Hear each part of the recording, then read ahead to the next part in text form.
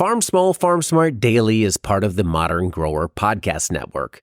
Check out some of our other shows like Carrot Cash Flow, the Growing Microgreens Podcast, and Farm Small, Farm Smart. Learn more about the shows using the link below.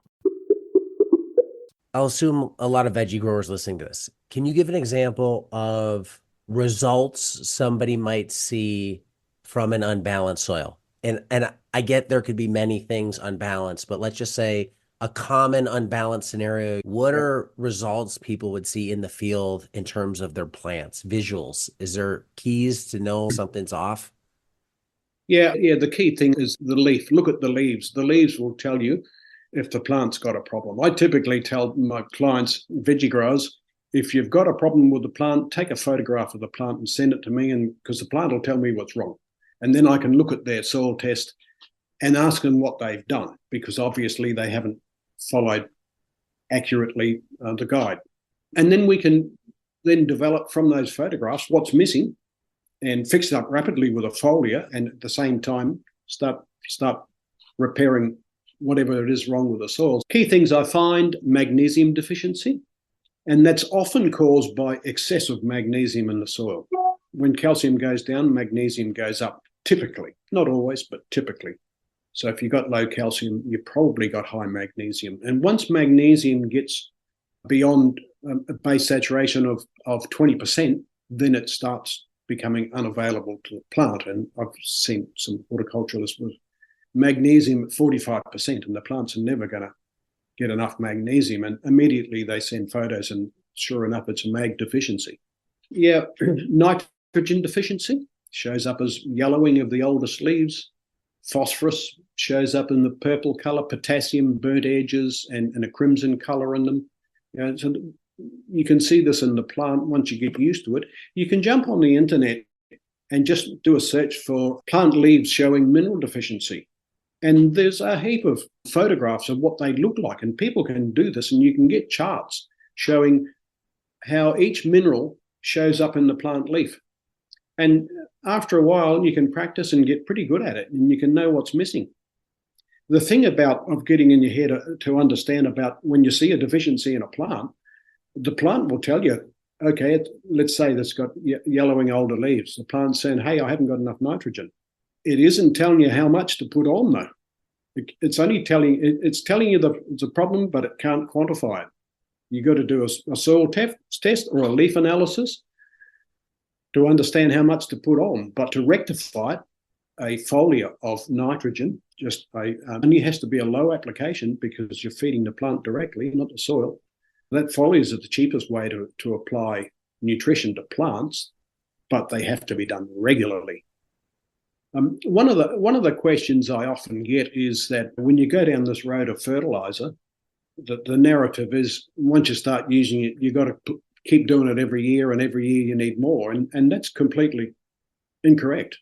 My clients, typically, they might start with a high amount of fertilizer if their soil's out of balance, but every year it requires less and less. And typically within 3 years, they don't require much at all. I've had one grower that started with heavy clay soil and had some serious mineral imbalances. We fixed it up because this woman followed what I said to the letter. The following year, in just 12 months, it needed no fertilizer at all. Because it was heavy clay, it held lots of nutrients, so it had a big bank account of nutrients. The following year, her profit went through the roof because it no longer required fertilizer. That was a big cost reduction, and may not need any for several years, depending on how much is extracted. So when your soil's properly in balance, if you want to keep it that way, you have to know what the rate of mineralization is for your area. That's determined by year-round soil moisture and the state of the soil. If you extract more than is being mineralized, then you're going to deplete nutrients in your soil. So the easy way to tell what the rate of mineralization is to look at soil carbon, the total carbon in your soil. And from that, you can calculate the biological release of nitrogen, and it'll work for other nutrients as well. And that'll tell you, if you know how much nitrogen is in the plants you're exporting, then you know what your limit is.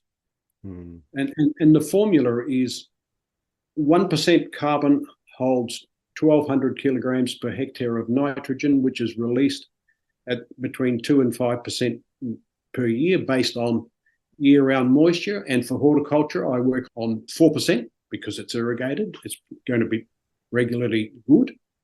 And at 5% organic carbon, you don't need to apply any nitrogen. And it'll be the same if your soil's balanced, it'll be the same for everything else.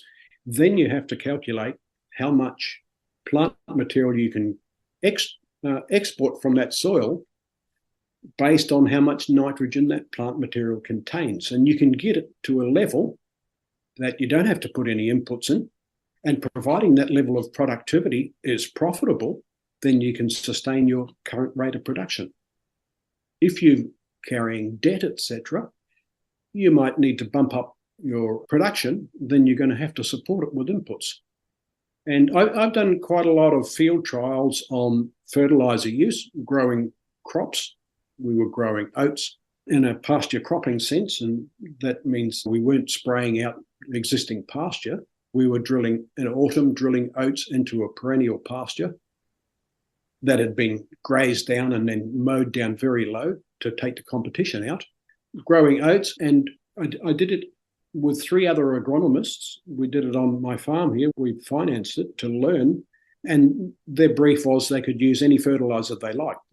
I tested each plot each year and sent them the test, and they gave me the recipe of fertilizer, and we put it on all 4 plots, each to their own. I did one. And at the end of the year, we'd test again. And I also did leaf analysis to look at the quality of what was growing. Every plot was very profitable every year, regardless of how expensive the fertilizer was. They were all profitable. And I calculated the return on the investment by putting it into hay and the cost of producing the hay, fertilizer, seed, physically making the hay, and then valuing that at the market price for bulk like semi-trailer loads of hay. The return on investment was several 100%. The lowest was about 150% in any one year.